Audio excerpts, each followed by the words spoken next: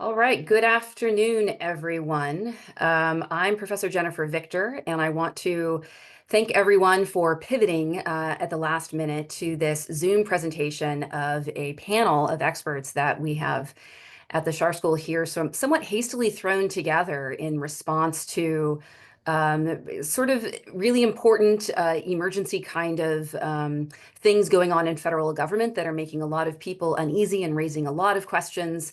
And at the Schar School, we like to offer as many opportunities as we can to allow people to access the experts and present opportunities for all of us to come together and address things that on which we have some expertise. So as people are taking their seats, so to speak, and we've got people filing in. We've already got about 75 people participating, so this is terrific turnout on what's turning out to be a bit of a snowy day. Um, the chat is just a couple of ground rules, and then I'll launch in to tell you how things are going to go.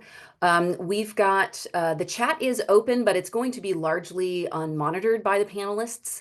If you want to use it for your own other purposes, that is okay, but don't expect much response there. But there's also a Q&A function that you can access from the bottom of your Zoom screen. And if, as the panelists are talking, you'd like to ask questions, please go ahead and use that Q&A function.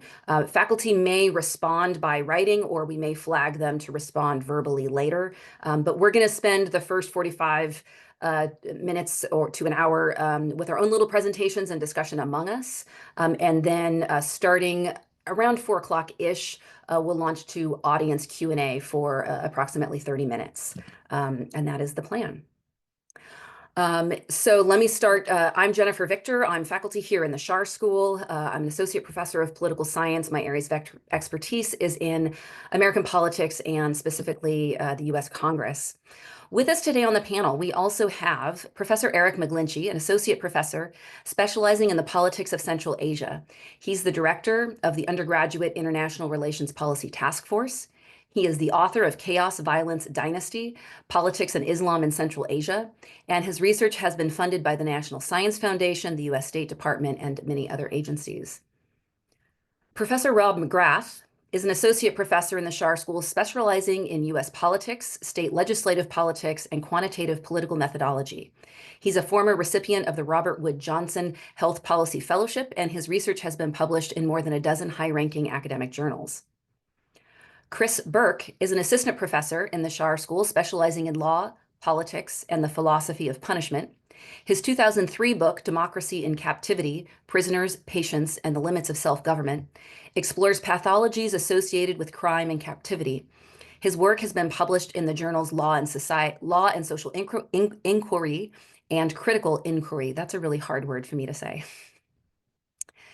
Professor Char Miller is an associate professor in the Schar School specializing in political theory, particularly sovereignty and political aesthetics. His 2009 book, Cities on the Plains, examines the roles of violence in consolidating political communities. His research has been supported by the National Endowment for the Humanities and the Annenberg Foundation. And finally, Steve Pearlstein is a journalist by trade and the Robinson Professor of Public Affairs here at George Mason University and a Schar School faculty. He was the founding editor of the Boston Observer and served as a reporter in economics, defense, and Canadian politics for the Washington Post for many years. He became an opinion writer for the Post in 2003 and was awarded the Pulitzer Prize in 2008 for commentary about the economic crisis in housing and financial products that year. Most recently, he is the author of the best-selling 2004 book, Moral Capitalism: Why Fairness Won't Make Us Poor. I'm really pleased to be joined by so many of my really esteemed colleagues, and I'm very happy that we could all come together to bring our various sources of expertise and so forth to this panel. Before we get started, I also want to give a gigantic moment of gratitude to Amberly Page, who is an administrator in the Schar School, who's been absolutely supportive and instrumental in pulling this program together and helping us to pivot to Zoom, as well as Shannon Williams, who also is pitching in at the last minute to administer this program in this format. So thank you so much to the school for supporting us. All right, so now to the substance of things. Our format here is I'm going to have each of the panelists, starting with myself, talk for 5 to 7 minutes, talking about what's going on in the world. And I'm going to set the stage by sort of relaying some historical context, theoretical context, and an accounting of what has happened so far.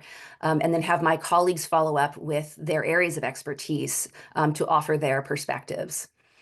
While I'm talking again, just to remind those who may have just come in, the chat is open but largely unmonitored. I do ask, since some of the topics we're talking about today are can be disturbing, they can be upsetting to people. There may be some emotions going on. That if you're using the chat, if you're using the Q&A, when we turn on the mics later, please just follow. This is a classroom, essentially, and so please just follow the traditional rules of civility and mutual respect. And I thank you for that. I do, once again, encourage everybody to use the Q&A as people are talking if questions come up while people are speaking, and then we will get to those. All right, so now with the substance. We might get into the weeds on a few important policies here today, but the point of today's panel is not to debate the merits of changes to policy so much.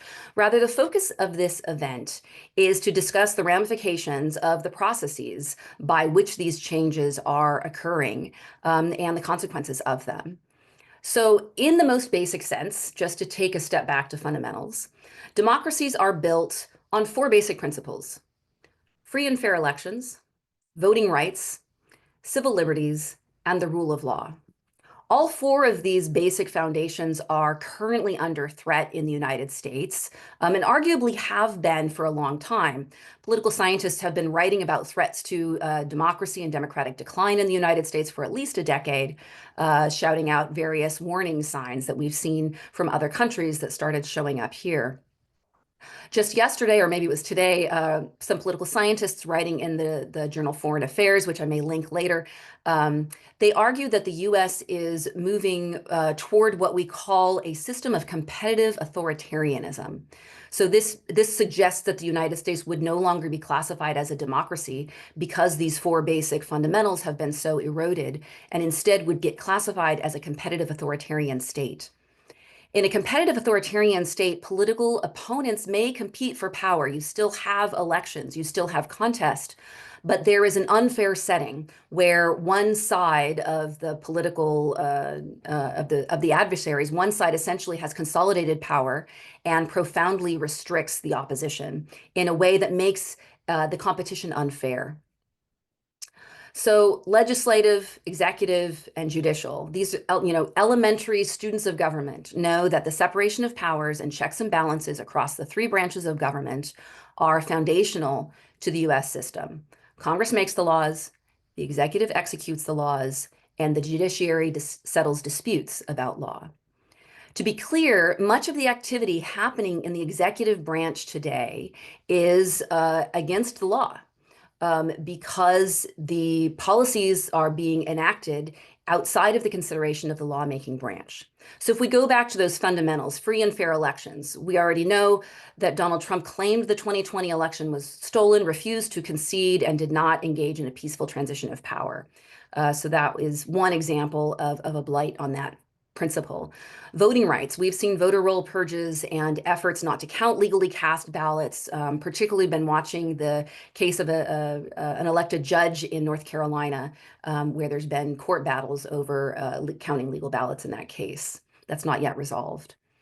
Civil liberties, we've seen restrictions on words from government employees in terms of what words federal employees can use, all of which are related to identity, with the notable exception of those for male and white. So these are sort of ideological restrictions on basic freedom of speech. So that's concerning for civil liberties. And rule of law is where I think we're going to spend a lot of time today. Only Congress has the power to appropriate funds. The executive cannot constitutionally restrict or reallocate what Congress has appropriated. Congress even clarified rules about that back in the 1970s after the Watergate scandal, where the executive crafts policy beyond what Congress has put into statute, and where the executive ignores judicial action. The rule of law is is under threat. And it's the breakdown of those things that lead the political scientists to raise this, what should be an alarm about the change of regime status in the United States. A little bit of historical context here, I think, is useful on the American politics side. A lot of what we've seen has been done in the name of government efficiency. We've seen lots of efforts through different presidential administrations in US history towards trying to improve government efficiency. Most notably back in the 1990s in the Bill Clinton administration, Vice President Al Gore led a group called National Partners for Reinventing Government. The acronym was NPR, believe it or not. The initiative was aimed at streamlining government processes, reducing the size of federal bureaucracy, and facilitating innovations. Should sound familiar. It's very similar to the charge given by a different entity today. But back then in the 90s, over the course of 5 years, when this group, the NPR group, was in power and doing its work, they eliminated 100 different government programs, 250,000 federal jobs. It consolidated more than 800 federal agencies. So it did have real impact over the course of 5 years.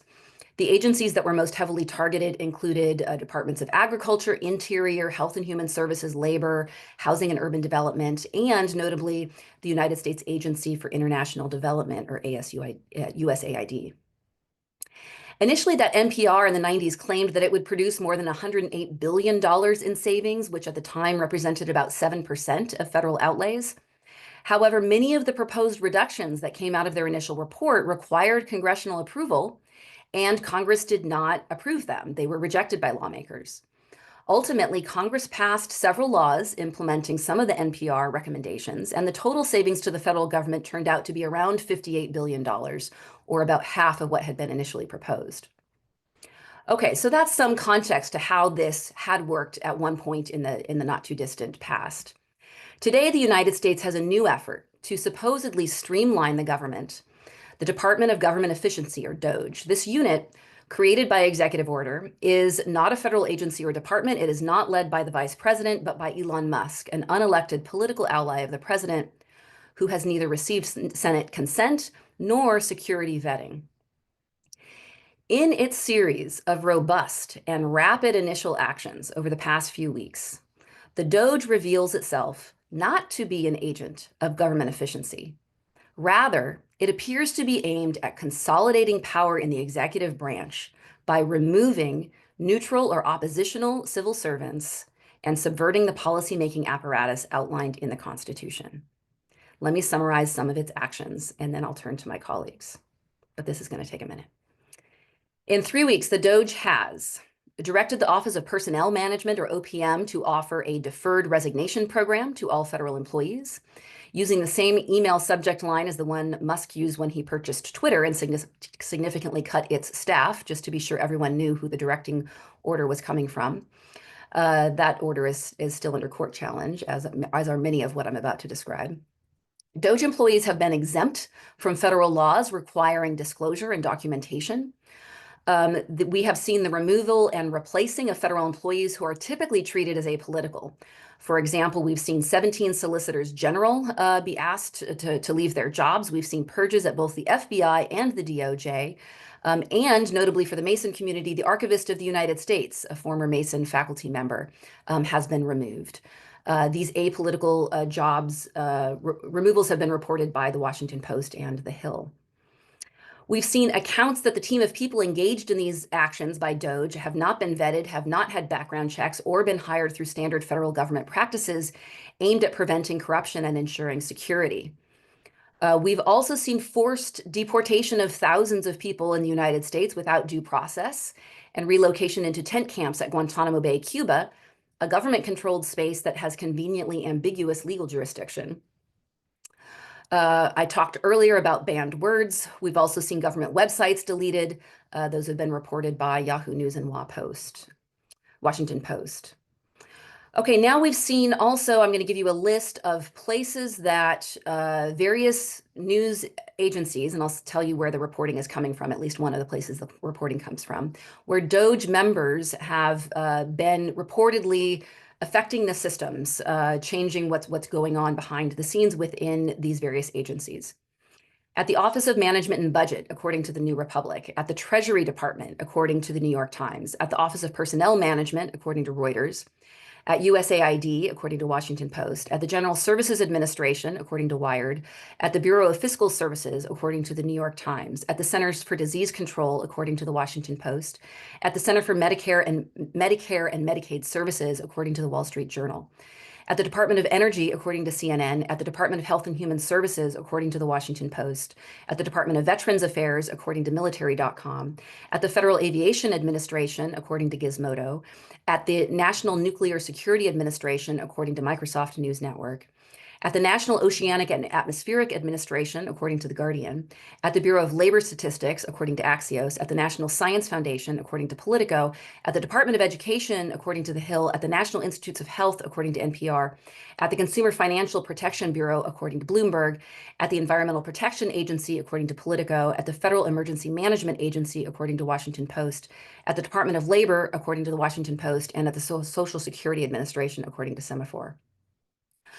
Congress has remained largely silent on the variety of actions that all of this has gone on in the last 3 weeks. It's been very rapid, and the overwhelming nature of these significant changes appears to be part of a political strategy about consolidating power and preventing opposition. The breakdown of the rule of law, where Congress is becoming silent about this, degrades democracy. And the other branches failing to check is sealing the fate of the degradation of the American state of democracy.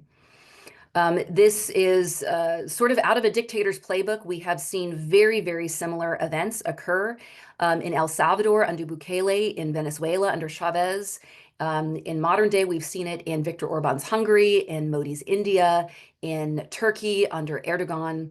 And what we see is this purge of professional civil servants in order to replace civil servants with loyalists, or to degrade the services that the government is able to provide in order to stymie opposition. So this is the state of things of where we are. The fact that this all has happened so rapidly has raised a lot of alarm with a lot of people. And it's very clear, I hope at this point, that this is not just about making efficiencies, improvements in government. With that being said, I am now going to turn this to the rest of my panelists to offer further context on areas of their expertise. And I'm going to start with Professor McGlinchey. Eric, go ahead. Thank you, Professor Victor, for that incredible overview. First, I realize that there may be some civil servants in the audience, and I'd like to begin by simply thanking you for the work that you've done. I've had the good fortune to work with many people at USAID, Department of Defense, the intelligence community, and the State Department over the past 2 decades since being here in DC. I know this is a hard time. I also know the dedication that you put into your work and how particularly challenging this must be given the effort that you put in for the past 2 decades. So maybe small consolation, but again, I just want to say thank you for everything that you have done for those of you in the audience who are facing this challenge directly with the government. So what I'd like to do 3 things. I'd like to start with an event that I think captures the central USAID mission, or like one of the main missions of USAID, particularly since 9/11, which is countering violent extremism internationally, and briefly discuss why this mission may seem so remote to many Americans. Main point here is that, when put in context of the challenges of American daily life, what USAID is doing internationally, one can understand why this might be one of the first things to be put on the cutting block with the new Trump administration. The second thing I'd like to do is present what I think is an alternative reason for why USAID was the first major agency to get cut in the new administration, one that really hasn't been talked about too much in the press. And the main point that I want to get across here is that USAID's mission has become increasingly more difficult since the collapse of the Soviet Union in 1991. And because it's become more complex, it's become harder and harder for the US political parties and the US population to rally behind USAID, despite the fact that what USAID is doing is it remains critically important. And the last thing I'd like to do is conclude with the potential implications of what the end of USAID may mean for US foreign policy and for US fortunes globally. So let me begin with this story. It's one that comes from a region that I do my research in, which is Central Asia. But also affects us locally here in DC because the people affected were local DC residents. So in July 2018, two Washington, D.C. residents, Jay Austin and Lauren Gogan, were killed by ISIS militants in Tajikistan. So Jay and Lauren were two among four cyclists who were killed in Tajikistan that day. And since September 2001, hundreds more have been killed by violent extremists globally, not just in Central Asia, but across the world. And this is a headline that may come across in the paper. We might read about it and might move on. And I think moving on is understandable when we look at the challenges that Americans everywhere are facing. We've got inflation, we've got unaffordable housing, childcare, higher education is so remote for most people, inadequate healthcare. So most Americans have little time to follow what USAID is doing in places like Tajikistan. These efforts to counter violent extremism, it seems so distant from the daily reality that one can understand why, when faced with things like gun violence and the opioid epidemic, the loss of manufacturing jobs, one can understand why people might actually understand or gravitate to this claim by Trump that USAID is, quote, a tremendous fraud.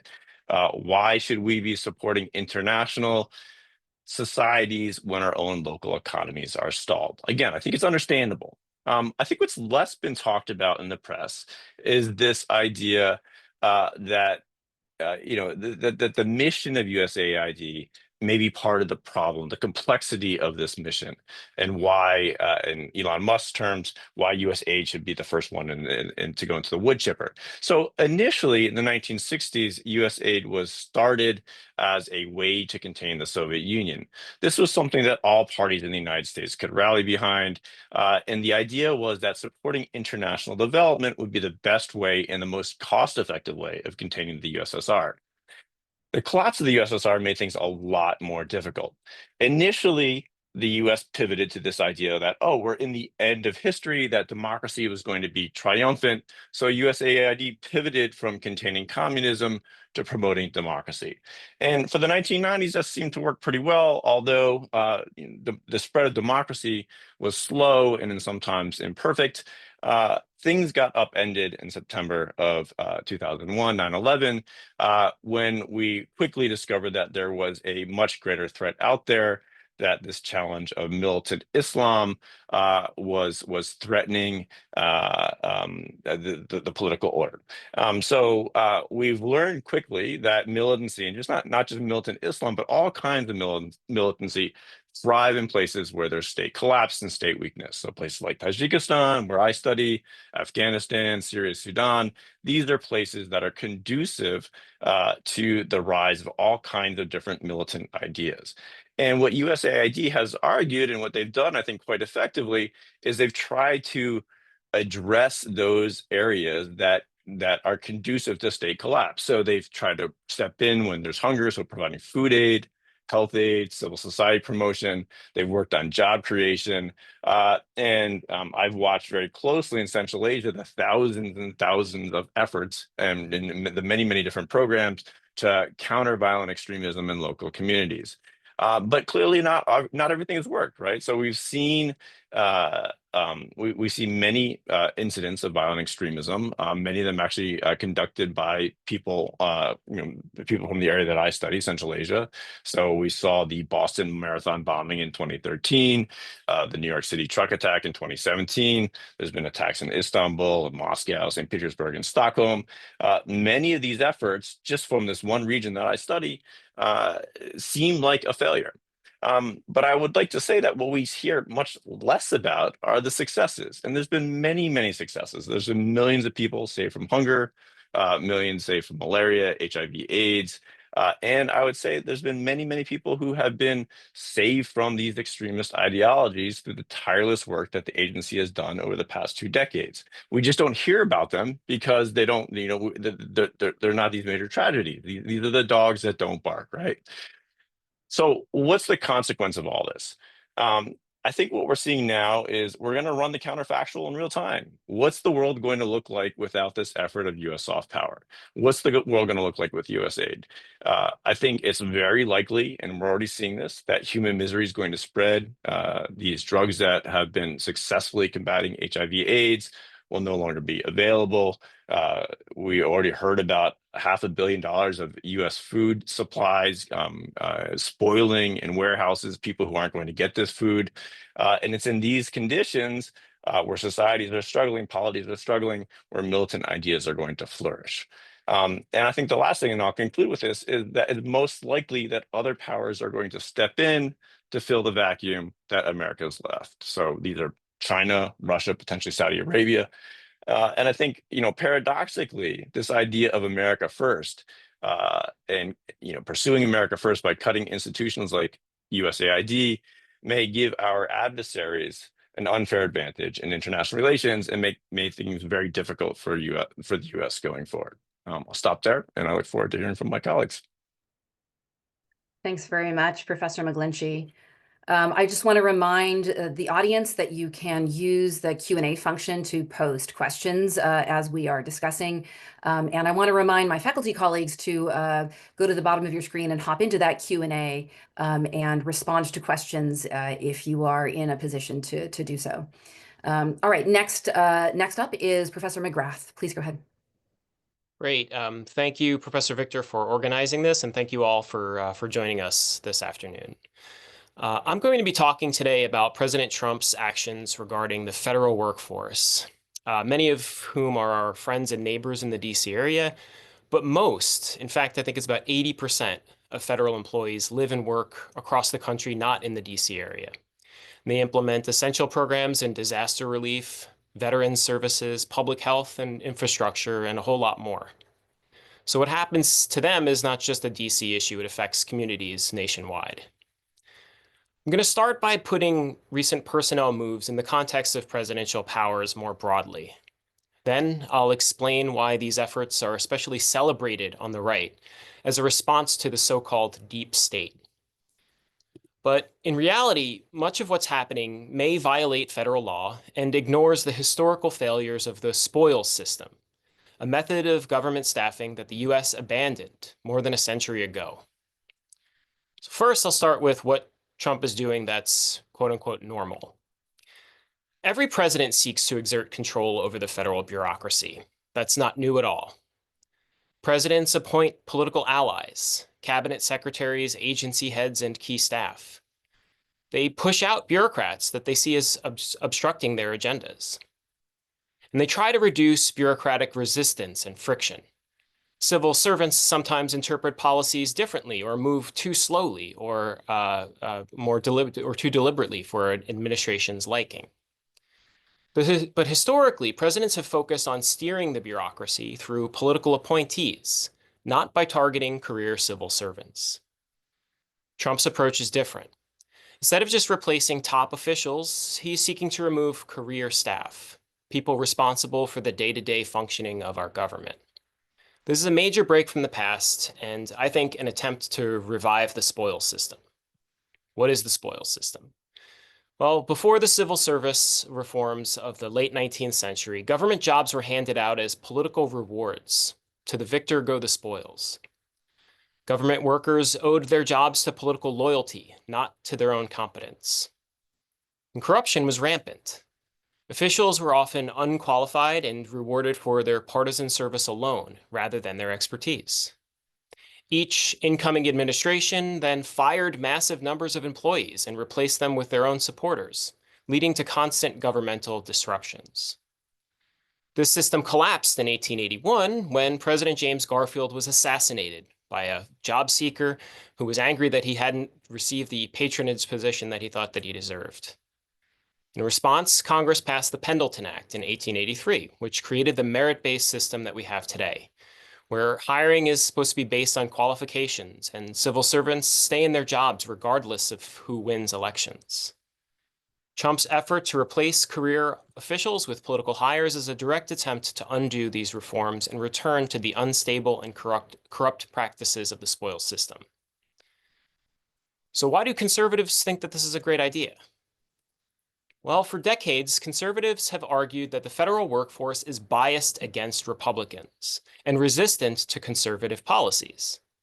The term deep state reflects this belief that career officials undermine Republican administrations particularly.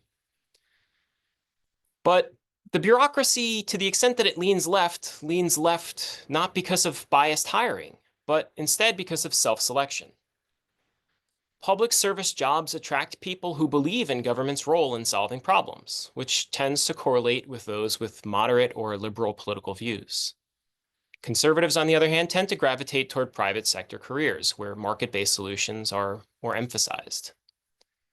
So while the bureaucracy may lean left, this isn't because hiring is rigged against conservatives. It's because conservatives largely choose not to apply for these jobs. Thus, there's no reason to believe that replacing career staff from the deep state with Republican and conservative political hires will make government any more effective. Instead, it will turn every future administration into a revolving door of mass firings and replacements, making governance impossible. Why this is likely illegal? Well, I'm not a lawyer, but the U.S. Civil Service is protected by law to prevent political interference in most hiring and firing decisions. I mentioned the Pendleton Act before. This established that government jobs must be awarded based on merit and not loyalty. The Civil Service Reform Act of 1978 reinforced these protections, and courts have repeatedly ruled against presidents who try to politicize the rank-and-file civil service. Trump has already tried reclassifying thousands of civil servants as at-will employees, meaning that they could be fired without cause. His executive order from the first term, 13957, attempted this, but Biden rescinded it. This was the creation of Schedule F employment. Trump has since reinstated this and expanded the order, allowing for mass firings. If fully implemented, this would effectively nullify the Pendleton Act, which is perhaps a constitutional violation, given that it was passed by Congress and signed by the president in a previous period. Even if Trump's lawyers find loopholes, this would set a dangerous precedent for future presidents to fire and replace government workers at will. So this isn't just a legal issue, it's a threat to the stability of the government itself. The consequences are that I think this is a really bad idea. So even if Trump's plan survives these legal challenges, it creates chaos and weakens governance. In the short term, government operations are and will be disrupted. Mass firings create expertise gaps. There's also a lot of policy whiplash. Agencies won't be able to maintain long-term planning. And of course, there's the legal chaos. Lawsuits challenge mass firings, creating uncertainty. In the long term, what we should expect is a more partisan, unstable form of American government. Agencies will shift dramatically between administrations from different parties. Furthermore, there should be higher costs to government. Even though there might be fewer career civil servants, there will be more reliance on private contractors who are more expensive and harder to hold accountable than their career civil servant counterparts. Finally, I just want to highlight that from sort of a neutral political science perspective, this doesn't really make sense for the Republican Party to pursue right now. If Democrats regain power, which they will at some point in the future, they'll use the same precedent to purge conservative appointees, leading to an endless cycle of hiring and firing, which is bad for the nation as a whole. Finally, the U.S. Civil Service was designed to be nonpartisan and stable. The spoils system, by contrast, leads to corruption, inefficiency, and political instability. Historically, spoils systems only lasted in eras of one political party dominance. But in today's highly competitive political environment, such a system is unsustainable and will likely feed into some of the comments of some of my colleagues. So I'm going to pass the torch now.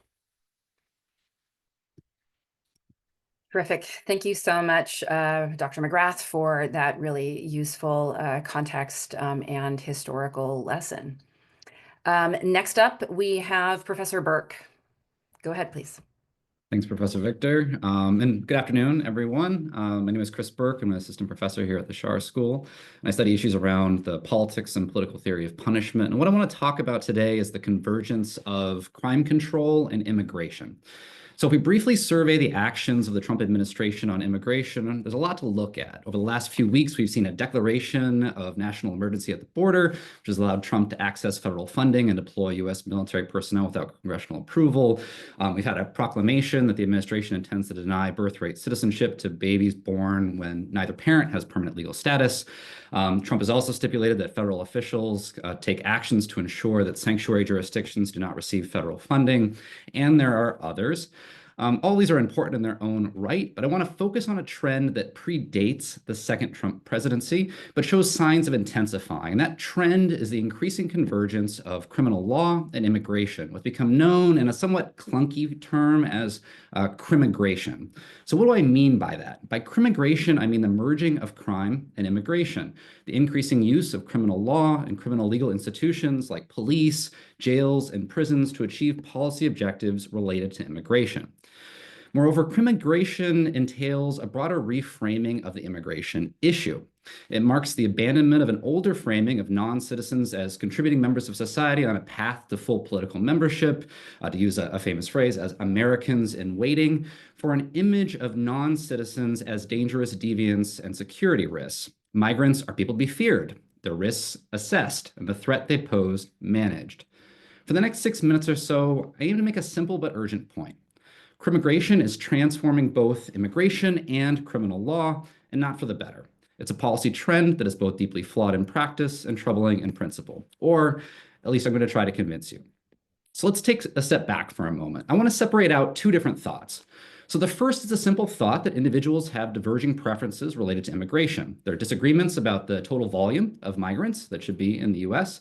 There's disagreement about which groups, if any, ought to be prioritized in immigration policy: refugees, talented individuals, family reunification, and so on.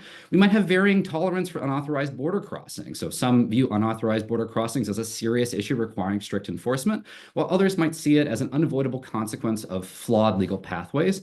And there are disagreements about the scope and shape of naturalization processes. And if I were to poll the people in this audience on these basic issues, I suspect our moral and political intuitions would vary wildly. Among the factors that lead to disagreement are differing moral intuitions about how to balance our obligations to those within our borders, to those that are outside of our borders. And to be clear, these are important debates and debates we need to hash out. And that's one set of issues, preferences related to immigration. But there's a second thought, and a thought that needs to be separated from that first one, that's a bit different. And it's the one I want to emphasize here. And it's about the appropriate regulatory mechanisms to respond to the immigration issue, whether you are, to simplify, an immigration maximalist or an immigration minimalist, or something in between. Unlike preferences about immigration levels, regulatory mechanisms are about how the system operates to enforce, process, or facilitate immigration laws. And there are a number of options. We can have administrative and civil regulation. There are market-based approaches. There are foreign policy and development-based approaches, like Professor McGlinchey just mentioned. And there is a host of others. As I mentioned initially, one regulatory approach seems to be swallowing up all of the others and has become synonymous with the current administration. And that approach is crimmigration. So I mentioned earlier that crimmigration is the merging of crime control and immigration, but let me be a little bit more precise. So crimmigration entails the two interwoven processes. So first, its immigration policy increasingly uses the securitized approach of criminal law to achieve its ends.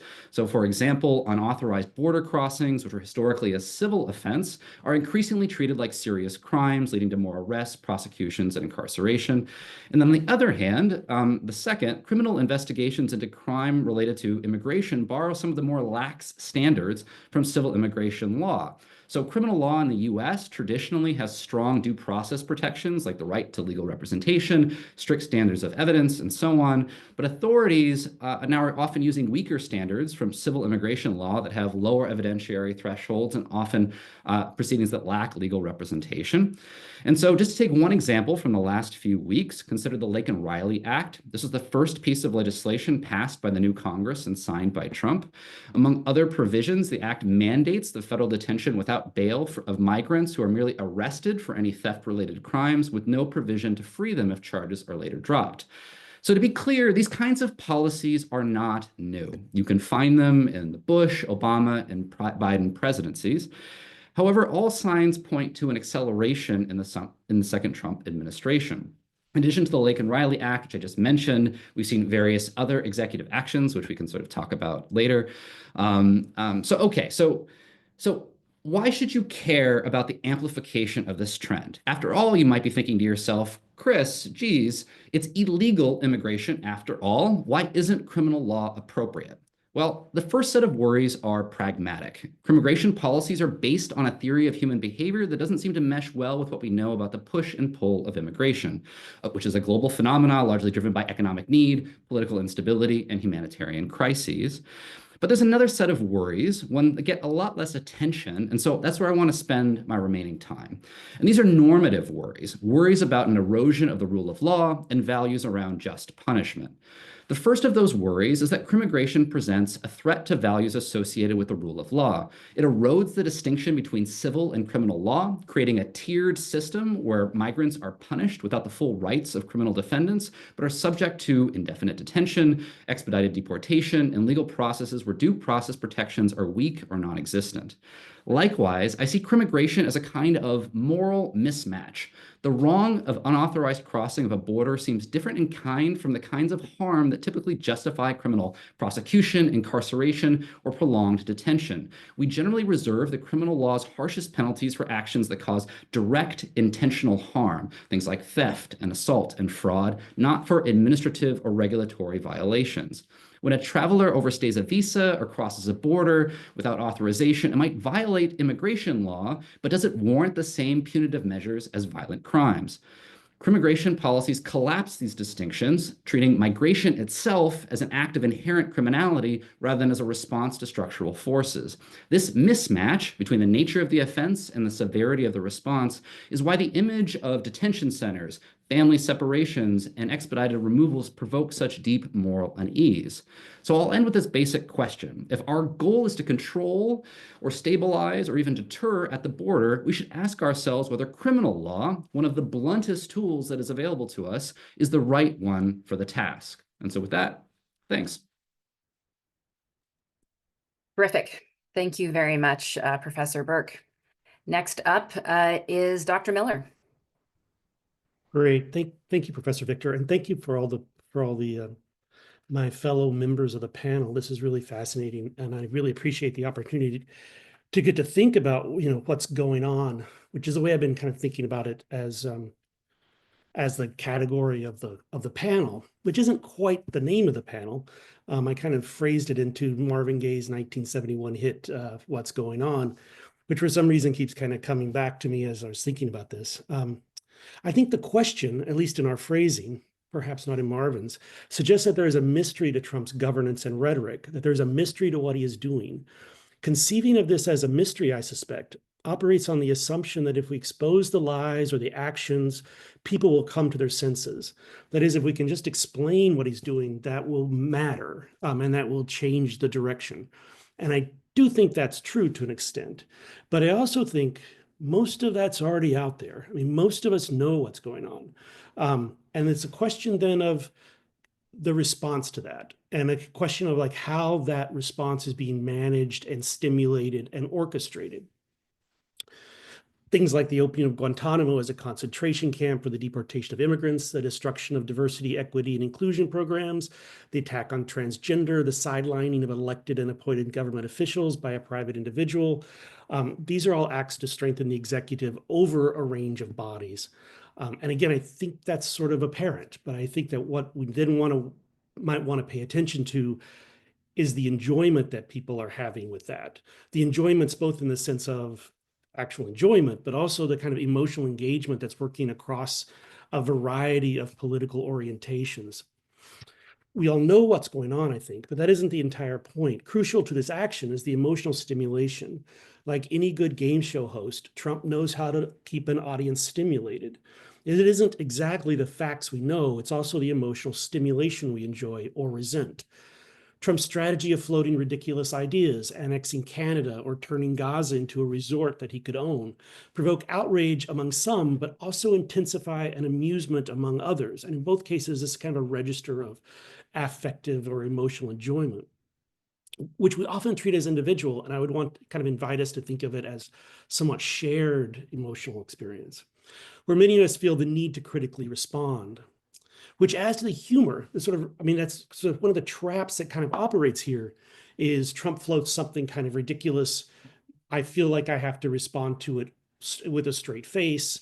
That triggers a kind of enjoyment of the lib who's been triggered. Again, it's easy to sort of see the enjoyment and resentment of that dynamic. But of course, many now begin to imagine, you know, he floats Canada as taking over Canada as a kind of ridiculous thing. It's vaguely humorous. A few people respond. They're mocked for taking it seriously, but now it's an actual serious thing on the horizon, and people begin to imagine how glorious it would be to take over Canada. And Trump here is kind of engaged in this political, emotional playing field where he's manipulating a kind of emotional responses. Crucial to this political project is the emotional response of the public to his performance, from the outrage to the triggering to the despair. Which is to say that those, and you know, so that starting from that, the question now becomes for me, like, how do I respond to that in a world where I would like, in a world where my goals are perhaps a more democratic world, and a world in which I think outlining the lies and illegalities isn't really going to stop what's going on. I think it's important for us as citizens to think about these affective and emotional dynamics that Trump operates under, as he operates in our enjoyments of actions and behaviors of other people. He isn't just in control of them, and it's one thing to think about in terms of responding and engaging with him are the places where this gets intensified across a range of modalities. Fox News, evangelical churches, techies online, all of these serve to kind of reinforce each other, but they also kind of stand as places to engage and kind of critically respond. But also, I think more importantly in some ways and more difficultly, try to change the kind of tone or affective register under which this is playing. One of the, and I think and I find that kind of hard to think about, like I'm not sure how to do that. But one place that I sort of start to get a grip on some of this is to think about the ways that a lot of the, I don't know, the affective song that Trump plays is notes around conceptual intellectual confusion, particularly those that have kind of come up in the last, several generations around categories that affect the body and the reality of our categories of knowledge. He cultivates, I think, and intensifies assurances and resistances to the failure of identities to be fully closed and stable, whether those are national identities, racial identities, biological identities. This is the place that Trump, again, I kind of think we all know these are not entirely stable, but one of the appeals Trump offers, I think, is the desire to make them, to sort of solidify them to some extent. And this is an authoritarian response to this lack of closure. He calls out the fractures in these categories and then promises a solution based in sovereign power. So this operates to sort of stir up the confusions that are there in our categories of sex and gender and race and nationality. And then he kind of acts to produce a solution that helps to intensify a kind of the role of sovereign power in deciding that decision, if you will. So if you're confused, so if you're tired of the complexities of gender and sex, Trump kind of calls out, he will sign an act assuring that only girls play sports as girls, here affirming a kind of, historically older notion of sex as kind of built into the body in a particular way. If you're confused by drag shows, Trump will take over the Kennedy Center. If you're tired of the idea of American having non-white meanings, Trump will sign an act to create concentration camps for people in this geographic region who are not officially recognized as belonging, even if they are legally here as refugees.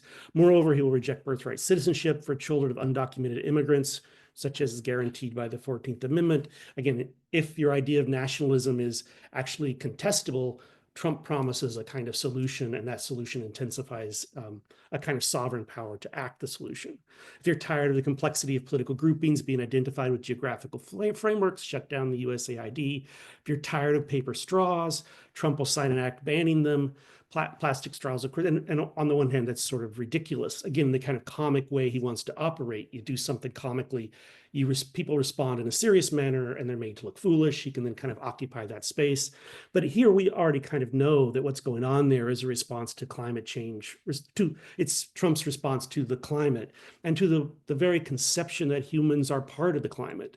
I mean, here's a place where he imagines a kind of human who can act singularly on a planet, and the planet does not act back on them. Again, an idea that's become very difficult to manage among scientists, I think. So again, I think it kind of works like that, but I wouldn't say that part of the dynamic of you intensify the problematics of these intellectual categories, and then is only useful in producing a kind of sovereign power that will then act to regulate it. I think the sovereign power, of course, has its own sets of enjoyments. That people enjoy the strong man kind of coming in and doing this is certainly part of this. They sort of enjoy those moments. So again, in this sense, to kind of the place I would like to conclude here is to suggest and kind of highlight that sense, like, I think if there's a desire to respond, that response needs to be very attentive to this kind of affective play that's going on. And I think that that's sort of in the kind of Marvin Gaye line of many of us also know we've got to find a way. I suspect that a different defense of democracy at this moment requires a defense of the complexity of our categories of knowledge, identities, and even life and the planet. It requires a set of enthusiasms and enjoyments in the messy perplexity of life, an enthusiastic embrace of the ways that categories of knowledge of life never fully contain us.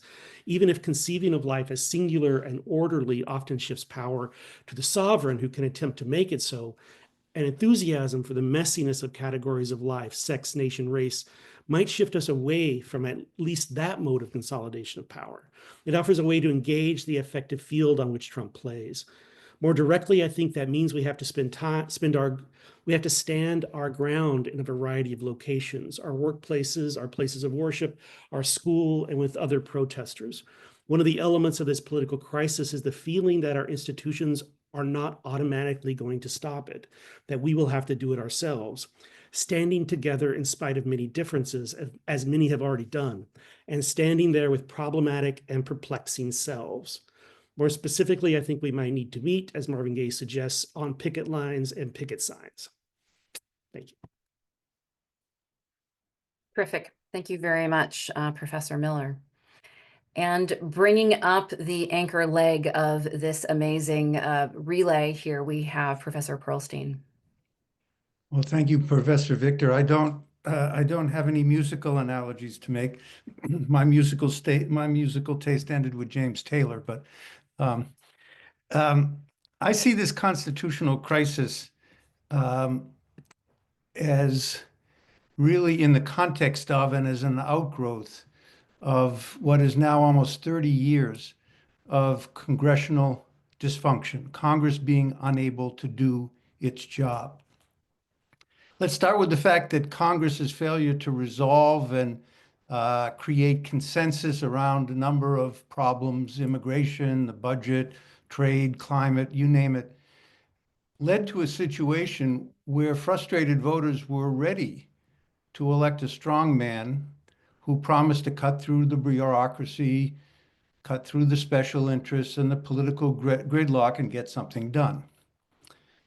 Congress is also implicated in that having failed to resolve those issues for such a long time, they invited, or in some cases forced, the courts and the president to act instead, to fill the vacuum. And as a result, they dramatically reduced their own role and the importance of their institution.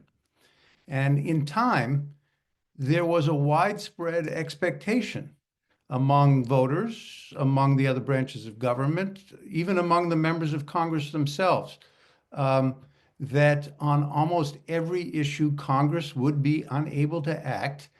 And now that has really become a very self-fulfilling expectation. But I think the most interesting thing, and I've been sort of studying this for the last 2 years, is that members have lost any sense of personal responsibility for governing the country.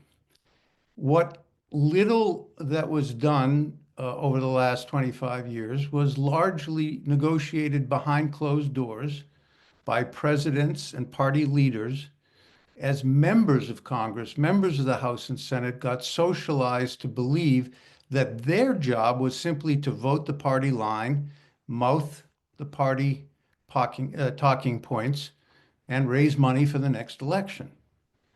So now, when suddenly we have this president who sends up patently unqualified nominees to be confirmed by the Senate, we have a president who boastfully asserts the power to ignore the laws that Congress has passed, who shuts down agencies that Congress created, who fires officials who had been confirmed for fixed terms by Congress, and a president who refuses to spend the money that Congress appropriated. Rank and file Republicans in the Republican majority in the House and Senate have become so unaccustomed to making independent decisions and taking responsibility for, governing outcomes. They've become so accustomed to following orders of party leaders, and they've convinced themselves that they have to maintain party unity in order for their party and themselves to win the next election. And so they sort of reflexively just go along and find a way to rationalize it to the voters and, frankly, to themselves. It would only take a few Republican defections in our closely divided House and Senate to slow down the Trump steamroller.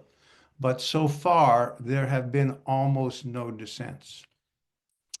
Now, I know many of you who are listening to this think this is a Republican problem, that Democrats would not fall into this trap. And we have to admit there's no question that Republicans are more responsible for the partisanship and the gridlock in Congress.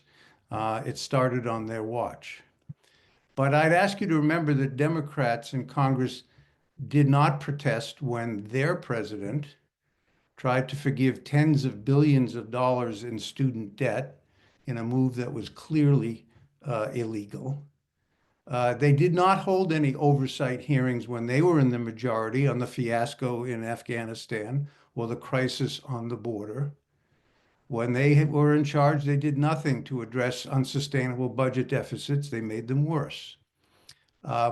They said nothing when a president who was elected because he wasn't Bernie Sanders, because he wasn't Elizabeth Warren, started governing as if he were. And let's remember that they were silent when this president, Joe Biden, insisted on running for re-election when he was clearly not up to the job, and they knew it. So this is not just a Republican problem. It's a congressional problem. And in the end of the day, it will require Congress to resolve the constitutional crisis. We can't just rely on the courts for that. Terrific reminders. Thank you very much, Steve. And that brings us to about 4 o'clock. I want to thank my colleagues. I did not have to use any mechanisms of authoritarian control to keep people on time. You all did a great job. I think perhaps I am the one that maybe went the most overtime setting everything up. But I'm going to dispense with trying to facilitate conversation among us because we do have quite a bit of activity going on in the Q&A, and we have a pretty large audience here, and I'm sensing that maybe there's the desire for some engagement here. So I'm going to go ahead and invite people to either raise your hand and be called on to turn on your mic so you can ask a question verbally.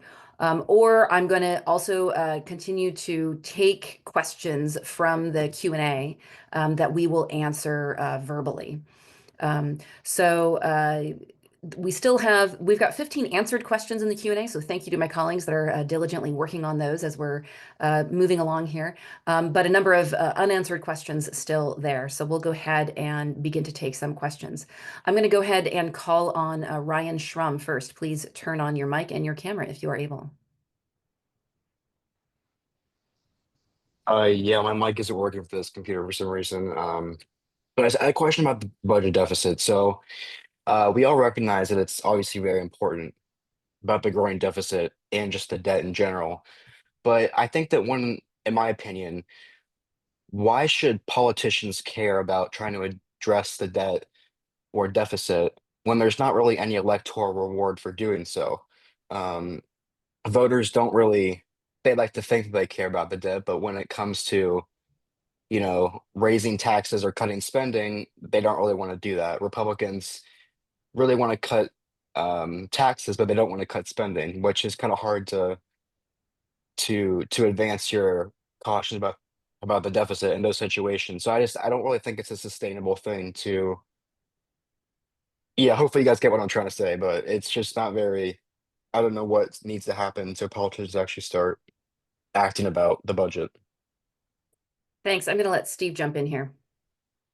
Well, it's a good question, Ryan. I could say a couple of things. First of all, people, the argument is always made, well, if politicians don't have an incentive to do the right thing, then they won't do it.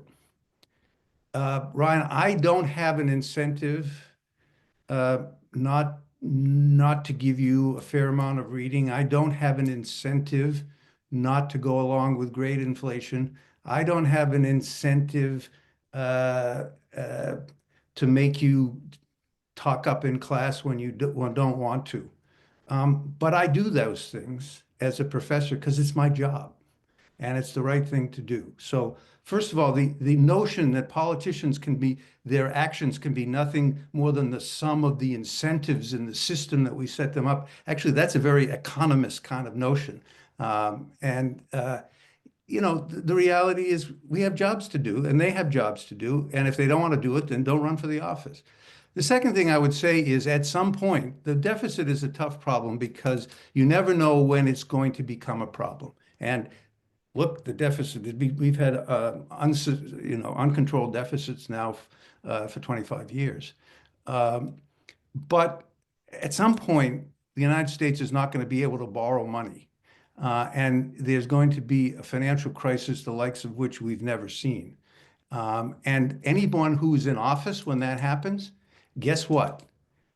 They'll get thrown out of office. So there is a little bit of self-interest even in beginning to address this problem.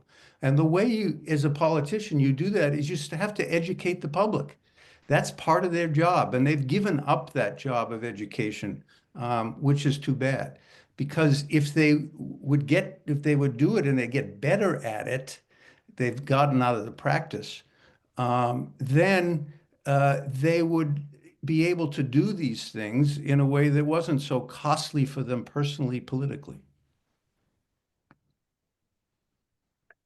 Yeah, I would add that if you look at times in U.S. history and legislative history when Congress has really taken action on things like debt and deficit or other types of fiscal crises, they do it when there's an emergency, right? That it's not electorally feasible to engage in those policymaking functions until it is. And when you've got the Social Security Administration about to go bust, as it did in the early 80s, or you've got financial meltdown like we saw in 2008, or other crises that come on, then you can see the legislature spring into action under that kind of duress situation. But I agree with Steve, they really do not have incentives to take long-term, electoral incentives at least, to take long-term action.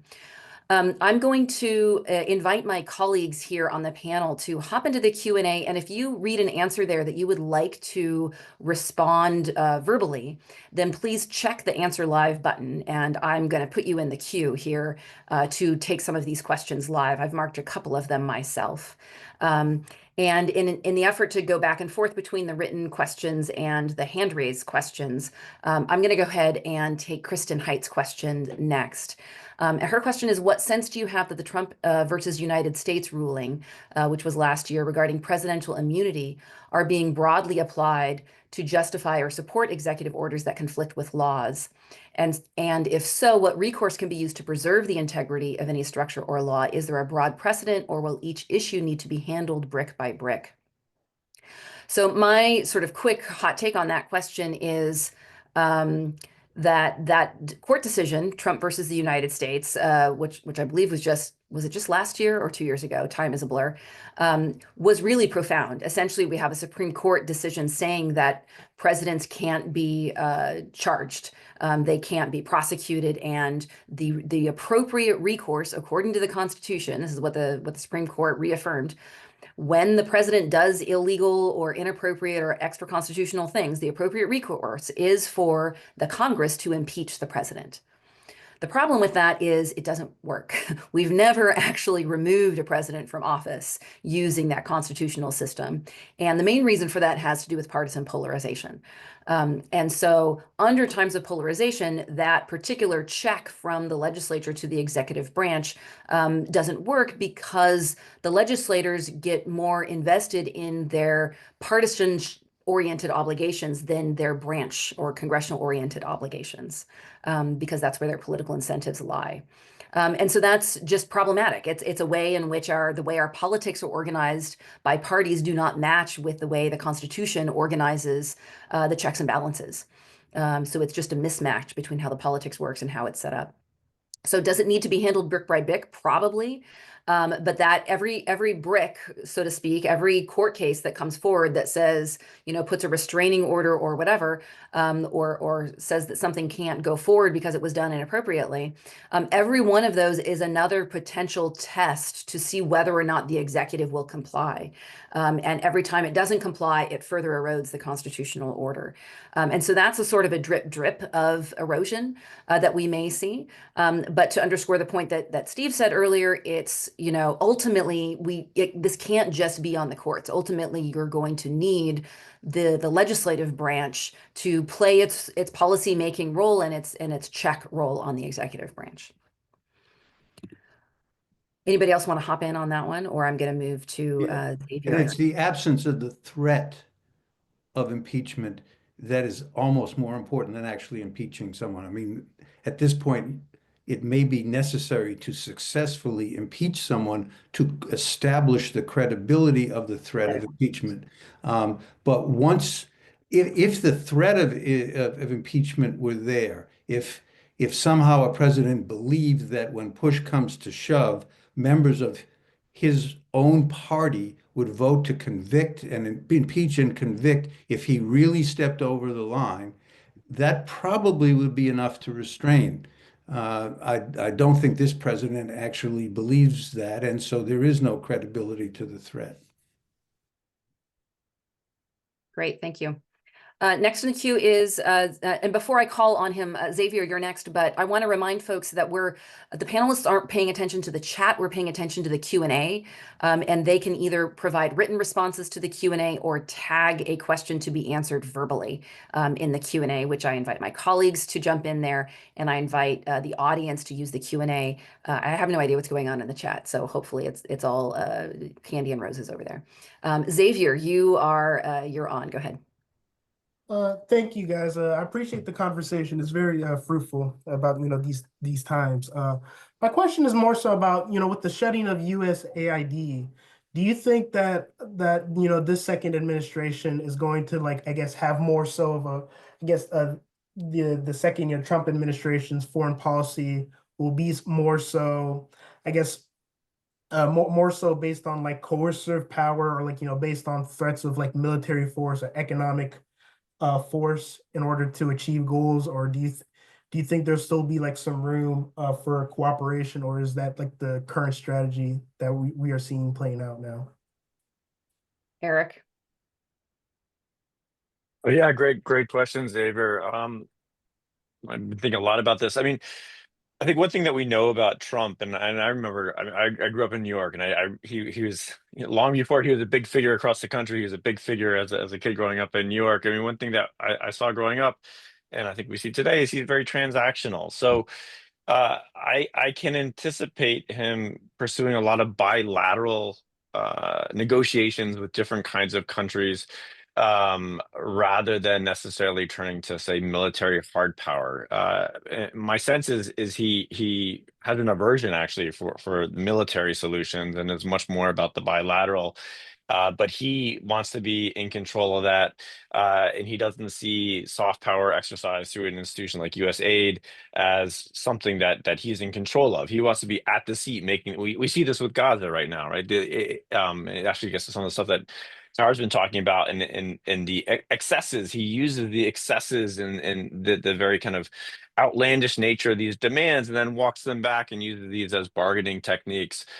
So it's going to be, it's not going to be a hard power military, I don't think, and I hope not. But I do think it's going to be much more of these actions that we've seen with Mexico and Canada and China, these more bilateral discussions where he tries to bully, rather than entice through soft power. I'd be curious to hear what other folk have to say.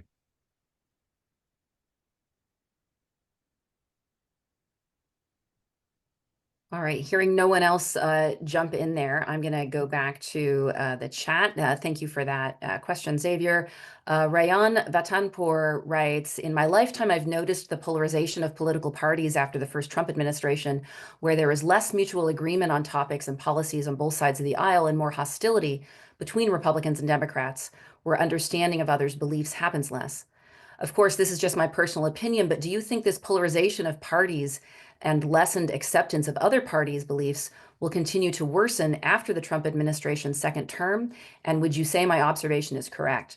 So I've done a little bit of work and a lot of reading and teaching in this area. And I would say that, yes, absolutely, your observation is correct in terms of polarization.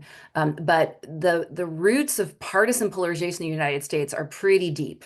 By my reading of the literature, they go back to the 1970s and are rooted in changes in the way the political parties reorganized after the civil rights movement. They're rooted in the way that we responded to the Watergate crisis and changed some federal laws related to campaign finance, and other executive regulatory functions, and also very strongly related to changes to tax law that put into place the conditions that have created really significant economic and wealth inequality in the United States. And the relationship between wealth and economic inequality and partisan polarization is really strong. Scholars don't have a terrific understanding of exactly what the causal mechanisms are there, but we know that when societies start to see significant economic inequality the way that we have in the United States now, it often leads to various forms of political distress and regime destabilization.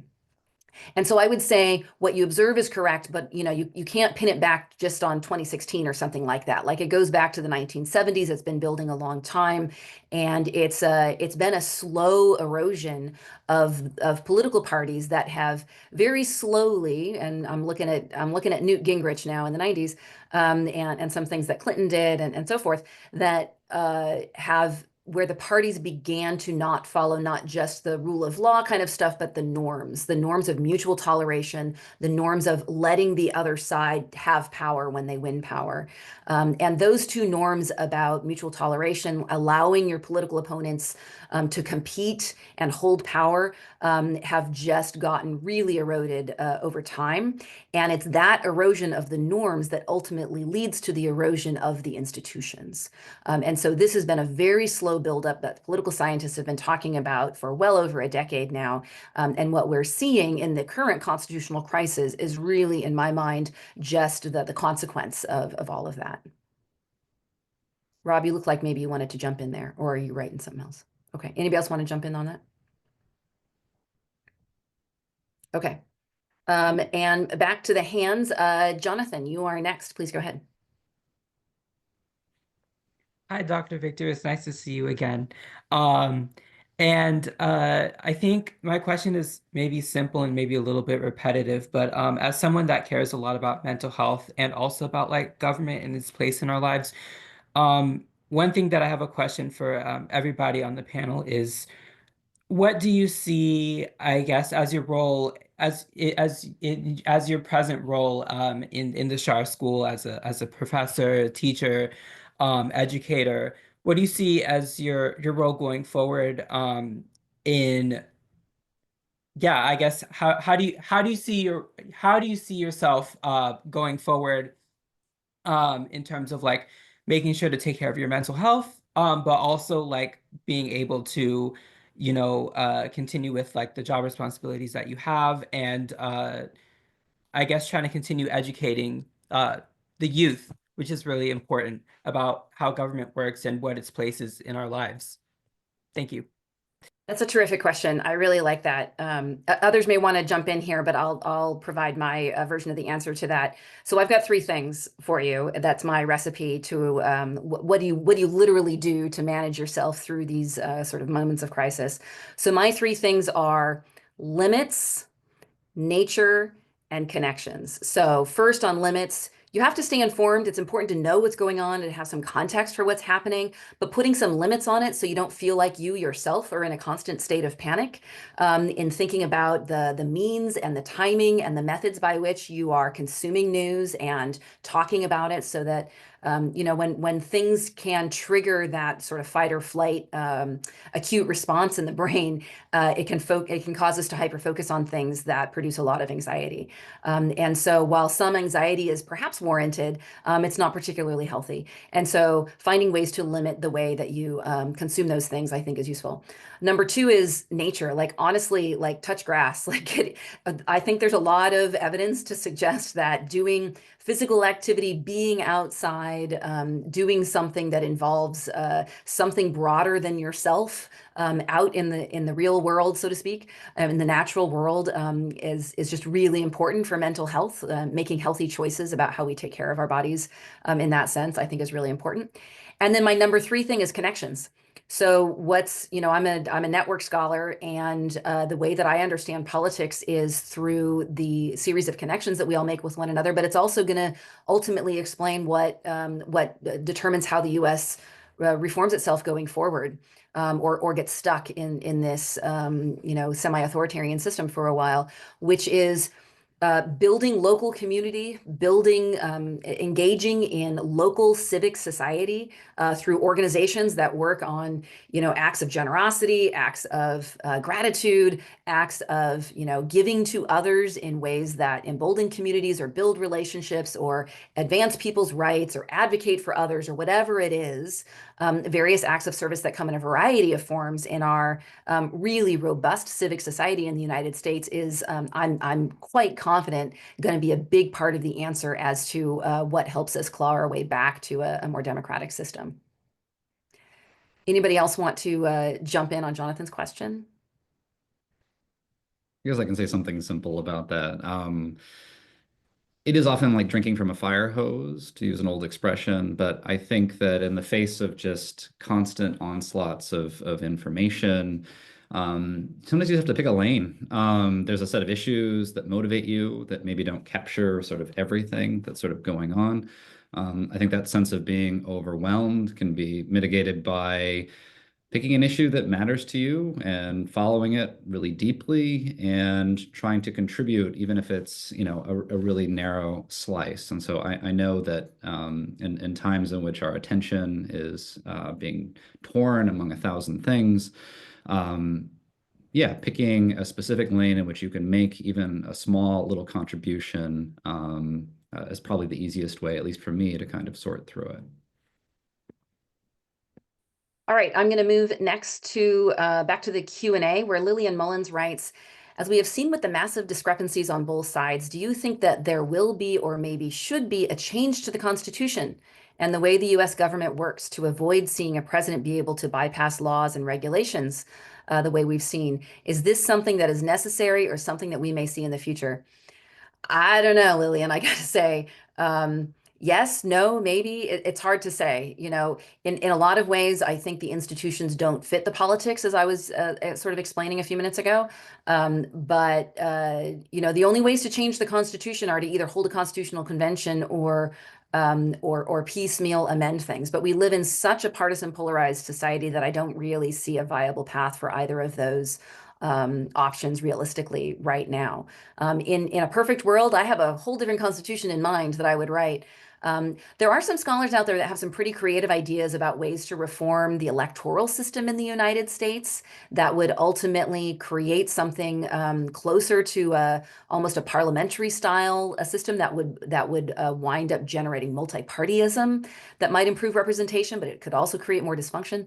And you wouldn't need actually a change to the Constitution in order to do that because somehow we didn't write parties and voting in elections into the Constitution. So there are some big things that we could do that could have a big effect on things like polarization and institutions without actually changing the Constitution.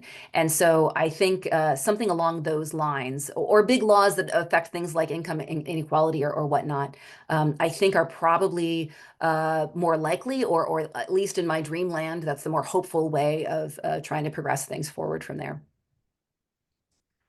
All right, next I'm going to go back to unless anybody else want to hop in on constitutional dreams.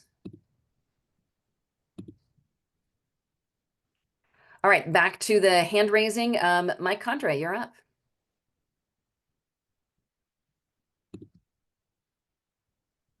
You need to unmute yourself.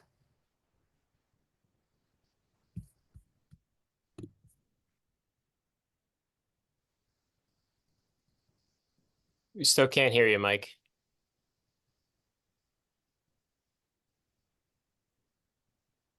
No, I think you got an input problem, which is Yeah. because I think Mike would have a good answer to the constitutional question just posed. All right, we're going to let you troubleshoot your tech problem and maybe come back to you. Noah, you're the next raised hand, so why don't you go ahead?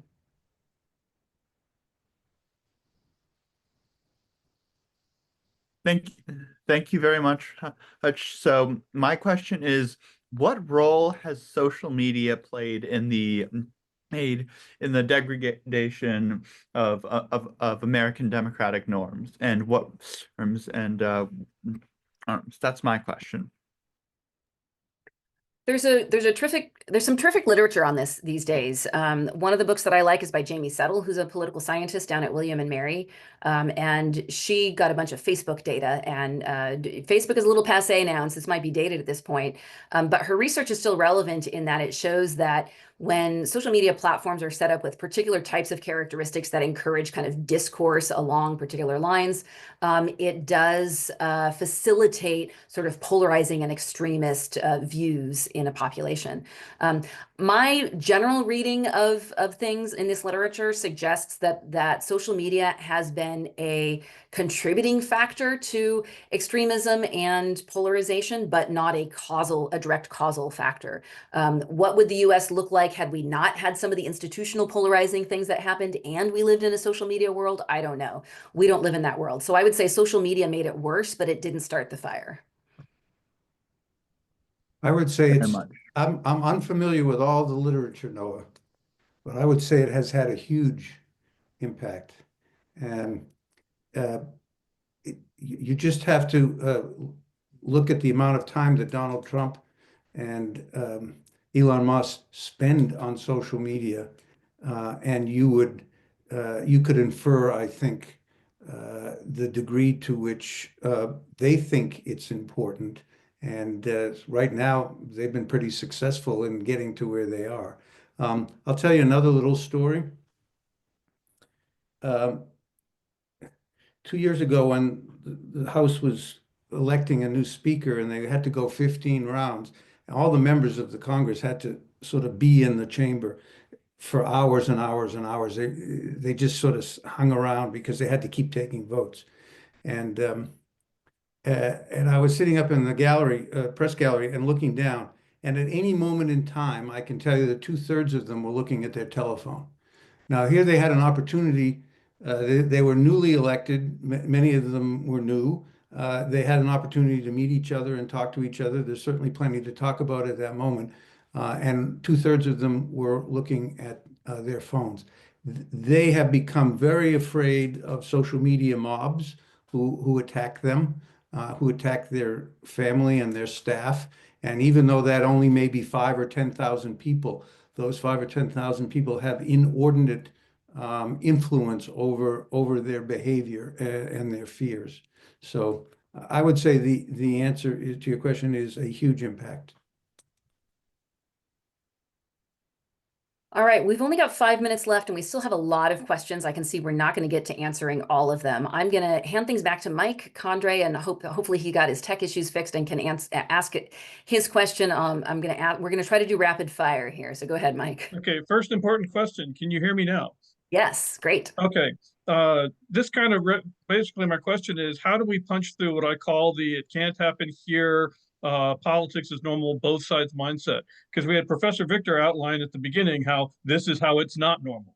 But again, even in the course of discussion, we had Professor McGrath saying, why would Republicans basically allow Democrats to have this kind of power? It's like MAGA has no intention of ever giving up power. They don't accept anybody else in power as legitimate. They've made that quite clear, and they've empowered a set of goon squad, basically with the Proud Boys, et cetera, to attack future elections if they don't like the results. So, if we drop back into the both sides same or it can't happen here mentality, how do we call out what is specifically happening in a clear way?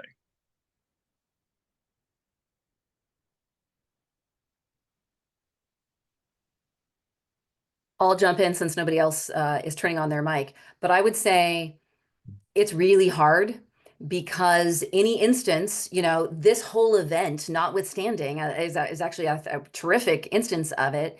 It's really hard to just make a plain statement about exactly what's happening and not sound like you're being a partisan, right? Because it is not normal for an executive to be doing the things that the executive doing. I'm not saying that because I'm anti-Republican. I'm saying that because I'm pro-democratic institutions, and this goes against the republic, the democratic order in the Constitution. The fact that we use these same words for parties and institutions sometimes gets confusing.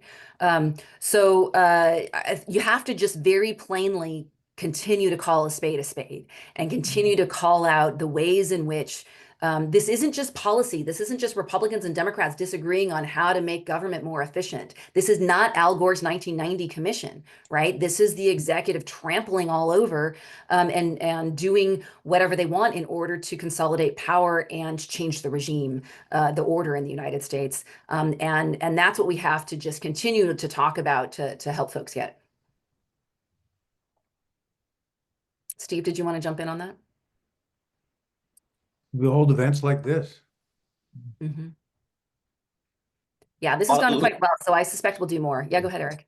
Just one more thing, in addition to all the things that you said, Jen, I think also it would help if the Democrats actually had a message, right? And it's one thing to scream about what the president is currently doing, and we can all question the executive overreach, but until the other party can articulate a message that resonates with the public more broadly, it's going to be very difficult to stop. You can't fight a clear message with a muddied message. And that's what's currently going on, I think, in our political system, unfortunately. Yeah, it's taken the Democrats a while to get organized. Rob, you were going to answer the next question live. You want to do it in 60 seconds? Can I challenge you? Has the 1974 Impoundment Control Act ever been tested in judicial review? Are we headed there now? And what are the chances the Supreme Court could invalidate it as an improper intrusion into the president's authority?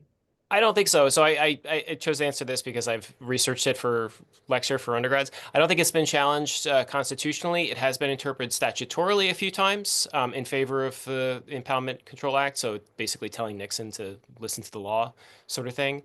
I doubt that it's going to be, so like one thing that might be a hot take, I doubt that it's going to actually be challenged in the Supreme Court anytime soon, because that would require Congress to assert the fact that it passed this law and that the president has to follow the law, which isn't happening right now. So I don't think that the Supreme Court is going to proactively address the issue unless Congress itself complains about the violation.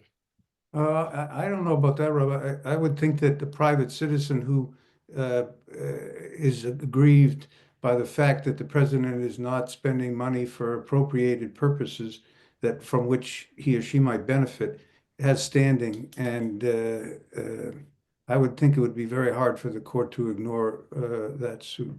I think that, I mean, like they would have standing, but would the court grant certiorari or would they hide behind this being a political question? They have precedent. No, I know they have in the past, but I don't think in the current environment they could do that.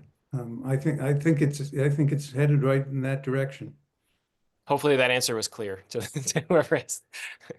All right, we are at 4:30, and I did not tell my panelists I was going to do this. I'm about to spring something on them.